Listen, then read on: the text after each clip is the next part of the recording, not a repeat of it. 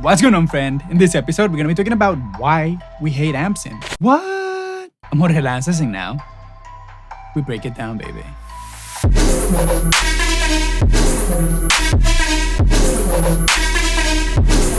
Alright, thank you so much for being here once again. And remember, as usual, like, subscribe, and do all those cool little things that we like to do on YouTube so that you and I can stay in touch with each other.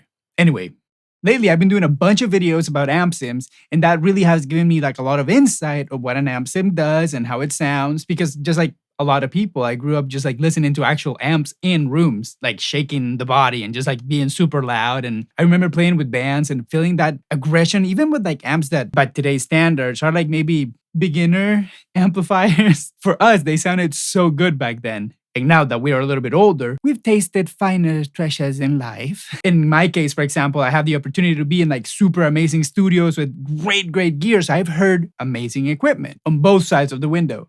Just like maybe dialing tones in the amp room, just trying to get it to sound just right the way we want it, or dialing some EQ in the console or whatever preamps we're using or whatever that crossover might be. I've done it. And I never really did it from the perspective of a guitar player. I've always done it from the perspective of creating tones, because I remember even from a very young age, I was always like trying to tweak my guitar player's amps and just like, oh yeah, this amp should be like this, and oh, let me help you. This one I'm going to take the mid-range out and I'm going to give you all the mid-range so that they could be blending better in concerts and stuff like that. And now that I've been a full-time producer for almost a decade, I've added a lot of experience on this side of the window. And I know that there's a lot that happens after the fact that created a great tone that you love in your amp and everything. Once it gets to the console and it goes on tape and people start carving with EQs, let me tell you, that tone is not the same. And it's been like that forever. Jimmy Page, Jimi Hendrix, anything that has been put into a record, the sound that you're hearing is not the sound that they were hearing in the room when they were making that tone. It wasn't really their sound. Because when you're playing in your room with your amp, it's not the same sound that you're gonna hear when it's recorded. Anyway, all this to say that after doing all these videos, I've noticed like this very specific trend, that there's two kinds of people with two different kind of discourses. Let's say, in one side,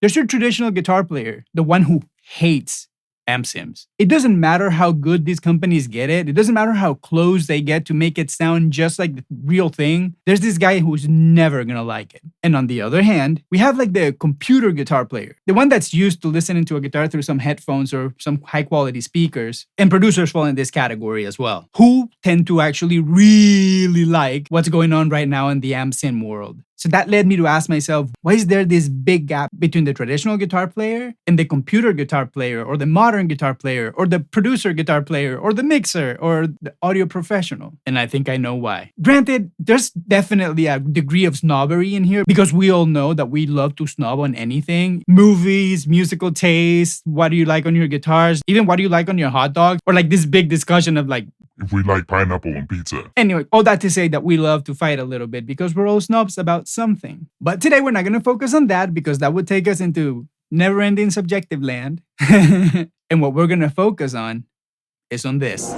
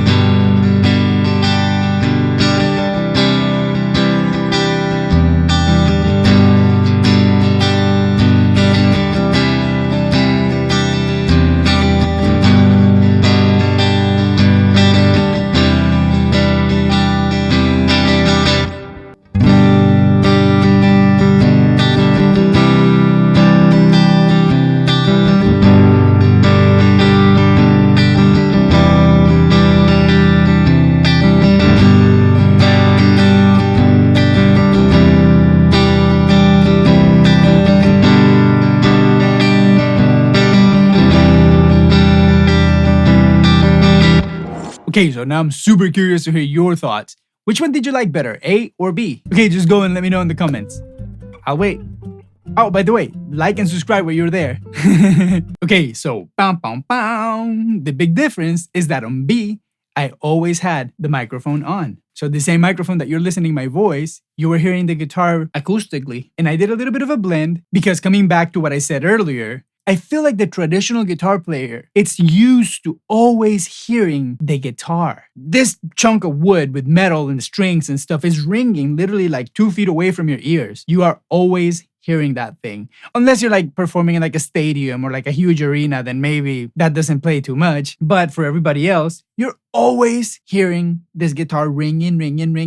And of course, the person behind the window, it's always listening to that same tone without the guitar acoustically. With the exception of people who record with the guitar in the same control room. But I think that's an exception. And usually these people are not complaining about that. Back to where we were. So when you're hearing your amp, you're always hearing your guitar ringing in front of you. So I feel like that's very revealing and key. And that's why, of course, you hear this.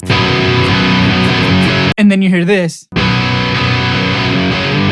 Of course, it sounds a little dead, but for the people behind the window who were used to hear it, they always heard the same things. So in that case, I'm gonna put myself in that bag of the producer. When I hear stuff with an amp sim, I'm comparing it to what I've always heard. And I know how hard it would be to get something comparable. First of all, you would have to have the right amp because a lot of amps are way too noisy. And once you start compressing to be on a record and to be competing with drums and to be competing with bass and all that kind of stuff, gets a little bit dodgy when you have a very, very noisy amp. So first and foremost, you have to have a nice amp that sounds incredible, not just to you, but to the engineer, to the producer, and to the rest of the band. And that when you hear it through those speakers, it sounds like your favorite record. Don't wait till the song is mixed and mastered to actually compare to other records. No, if your tone is close to what your favorite tones are, then you're doing a great job. And if you're really, really far away, let me tell you, the mix is not going to get you there. So the people behind the window are used to dealing with just that same difference. And that's why I feel that all these plugin companies are basically catering to this guy, the producer,